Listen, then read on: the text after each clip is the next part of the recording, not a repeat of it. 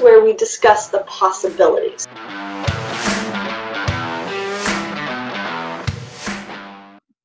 Hi guys, I'm Joe Klemczewski, founder of the Diet Doc, here with Commander Kori Probst, our wellness director and health psychologist.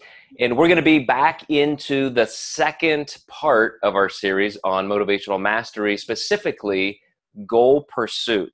Yes. And I know in our previous one, Kori, we got a chance to talk about why have goals, what value do they have? And we spent a lot of our time talking about just that, the values that our goals actually represent. Mm-hmm. So I know we've got a lot of stuff planned for the next several sessions, and we're going to get into the mechanics of goals and how to create them, how to nail them, how to stick to it, and all that discipline stuff. But I think it's a good opportunity maybe to stay a little bit where we were and talk about defining the right goals perhaps, and digging a little bit deeper into the values that they represent. So are you game? I'm game. Let's do this. All right. You're the boss. This is your area, so I'll just sit here and take notes. Okay, so there is a quote that I really like by Eric Butterworth. Eric Butterworth is an author, and he said, "We must correct the tendency to turn off our light when we face darkness." And I think this represents very well one of the key values or disciplines of individuals who pursue their goals persistently and have the capacity to reach the success that they're going for. So I think where I want to go today, Joe, is yes, let's get into what you've mentioned. Why goals? What values drive the best goals? And what are the mindsets of masterful goal pursuers? But can I lob the ball back at you and ask you, if you were to identify 2 or 3 traits or capacities that masterful goal pursuers have, what would they be? Yeah. So first, you've trained me too well. As soon as we hit a topic like that, I immediately think, what is the underlying motive? What's the most foundational human behavior you're trying to create or soothe? And so when I even hear that term, goal, I have a goal, here's what I want to do, I immediately think, why? Why? Mm-hmm. And where is that going to take you? And is it really that external goal? Is it going to be fulfilling in a way that you think you will, feel when you're done? So when I hear you ask the question, what are some of the characteristics? I immediately think of people who pursue goals that are bigger than just a thing. So, tons of people, I can think of Albert Einstein and on and on and on, who say, I'm always looking toward just more knowledge, or to help more people, or to experience. So there's a sense of curiosity. I would say that even somebody all the way back to Soren Kierkegaard, who is the father of existentialism, he said it's very, very easy for people to get to the point where they're almost nihilistic and thinking, well, there's nothing worth pursuing. We should all just consider killing ourselves. Matter of fact, I think Albert Camus, another French philosopher, said, that should be a legitimate concern. You should really come to grips with, why don't you just end your life? But all of those existentialists come out on the other side and say, no, that means all the more you should pursue beauty and excellence, and every day is a miracle of sorts, and pour yourself into that. So I don't know if I'm answering your question like you expected, but I think of people like that who have spent enough time thinking about human life, their own lives and goals, and they always come back to kind of the ordinary of saying there's excellence in just having a life I can enjoy day to day to day. And so I think every goal should be anchored in that. Is this goal something that I think is going to give me something way down the road? Or is it a goal that's going to make me happy in pursuing it in the ordinary steps that I must use? Yes. Rumi said, live your questions. And I think that that is exactly what you described. So for people who find joy in the pursuit of it, in the process of it, in the practice of it, they're going to experience a greater sense of well-being and vitality and energy and enthusiasm, because it is much less about the thing or the look, and it's much more grounded in expansion of who I am as a person, of what I can learn about myself and the world, development of skills, like you said, increased knowledge, and not just knowledge, but understanding. So how is what I'm learning, how does it pertain to my life and how I do things and what's important to me and the way the world works? Because if we can't contextualize it, then facts really fall short. They don't necessarily, there's no meaning in them if I can't relate to that information somehow.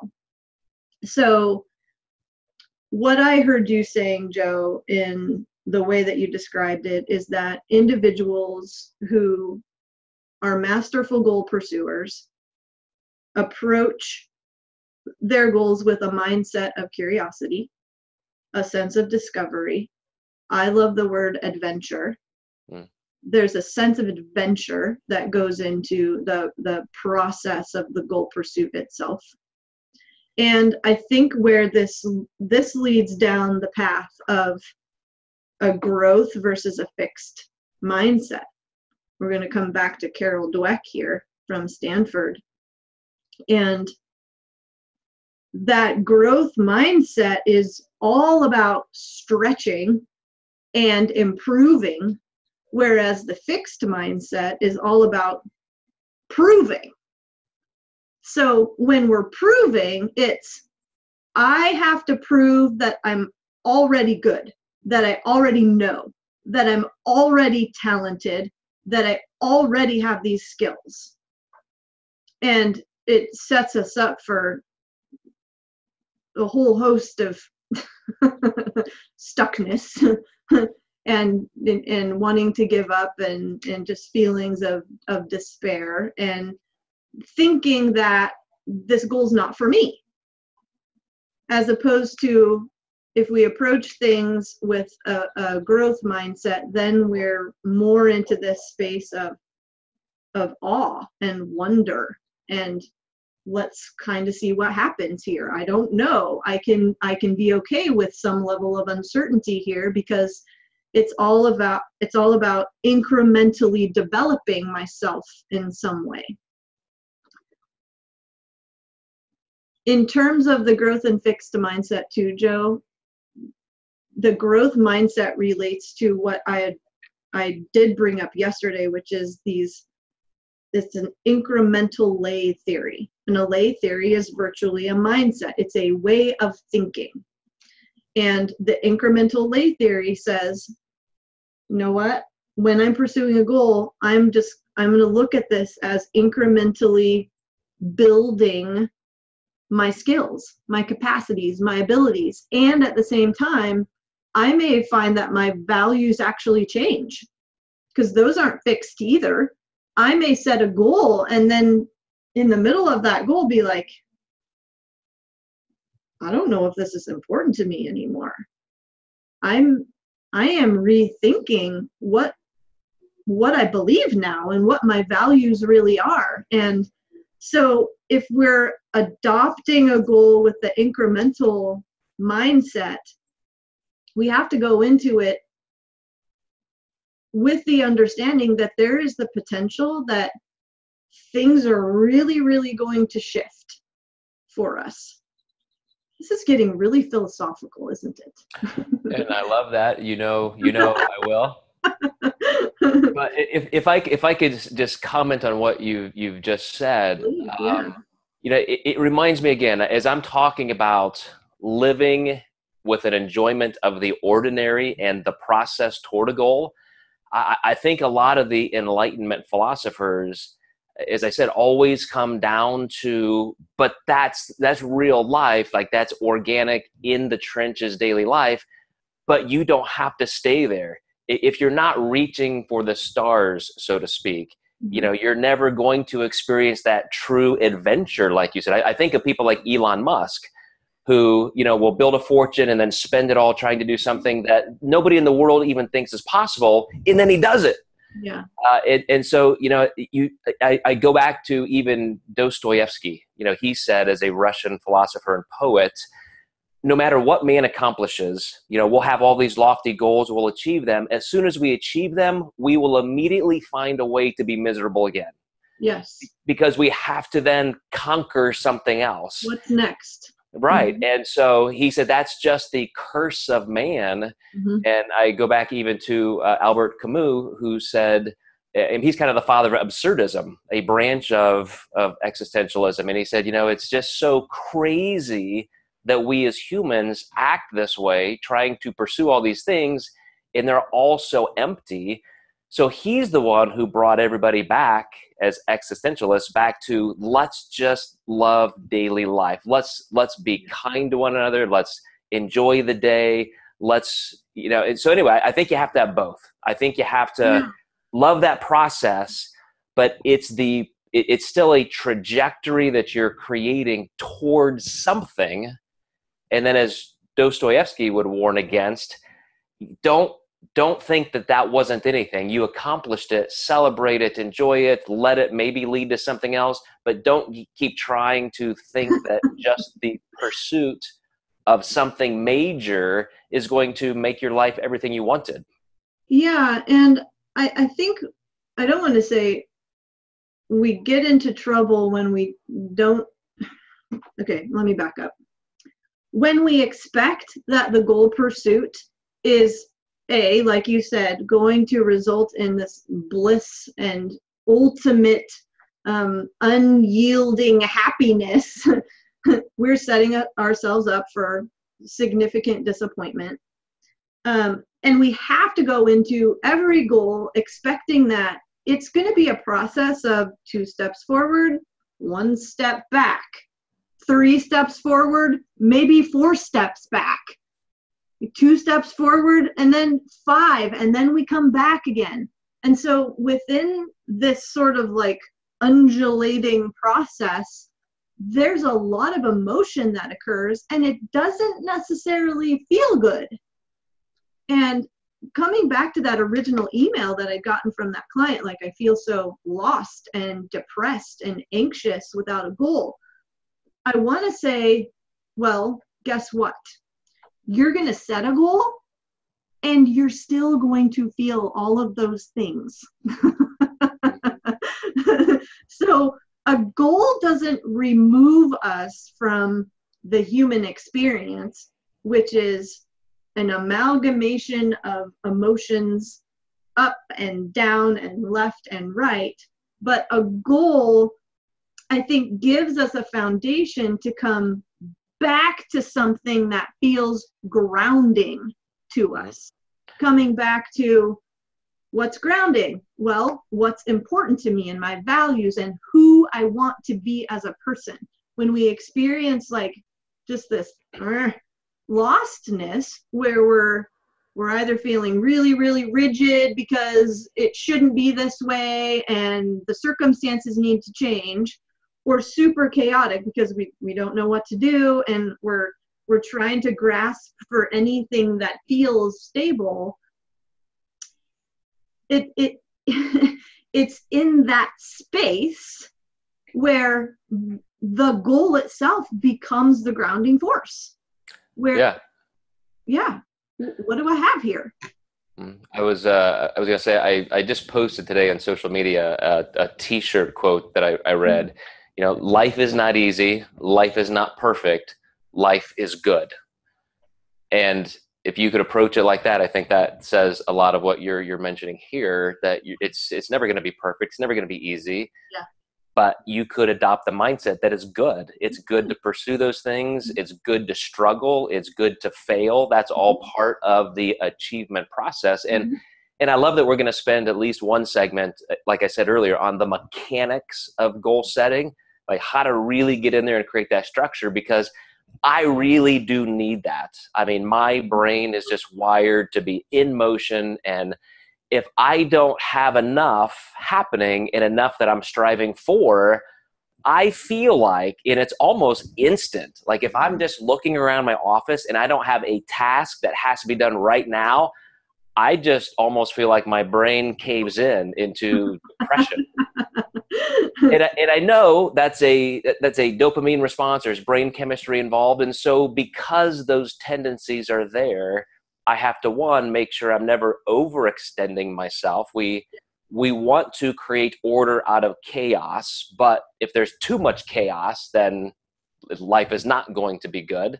But at the same time, I have to know that if I'm structuring out the things that are most important, what goal do I really want to be working on professionally, personally, maybe physically, maybe intellectually, if I have those lanes all where I want them to be with the tasks that I'm in the middle of working toward, that's where I feel my best. And it's not that I'm just a busybody, but I'm really getting some intrinsic value in making sure that I'm doing the things that I want to be doing.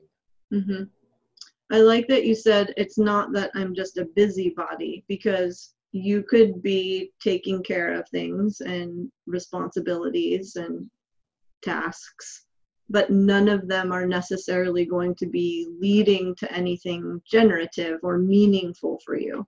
I'm going to answer this email. Is it important? Yeah, that email is important, but is it building into something that gets me closer to what's ultimately important to me? Gosh, you made me think of something else. Oh, okay, here it was. Brain pinging all over the place, Joe. That one of the mistakes we make is when we do set a goal, we don't stop to consider how much effort it's going to take, what it's going to involve, and what space we may need to clear out in our lives currently in order to actually pursue it. So most of us, I think, we set a goal and we're like, okay, here's what I have to do. Here's what I'm going to add to my plate to accomplish this.